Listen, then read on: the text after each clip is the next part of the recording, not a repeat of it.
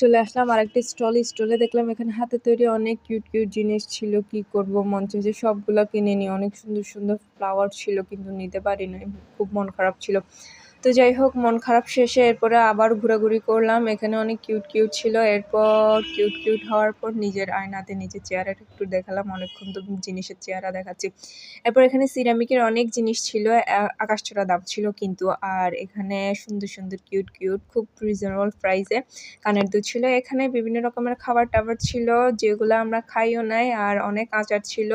মেলাটা আসলে অনেক সুন্দর ছিল। এরপর আমরা মেলায় ঘোরাঘুরি করার পর মেলায় ব্যাক সাইডে নেমে আসলাম। ব্যাক সাইডে নেমে আসার পর মামার থেকে বেলপুরি নিলাম। বেলপুরির সাথে এমন একটা ভালো ছিল না, দামও কিন্তু চূড়া নিছিল বেলপুরির। যেখানে 30-40 টাকার বেলপুরি সেখানে 50 টাকা নিছিল। কি আর করার, বেলপুরি খাইছি। বেলপুরি খাওয়ার পরে এই ঠান্ডা পড়া গরমে আইসক্রিম খাইছিলাম। আইসক্রিম খাই নিজের কলিটারে ঠান্ডা করছিলাম।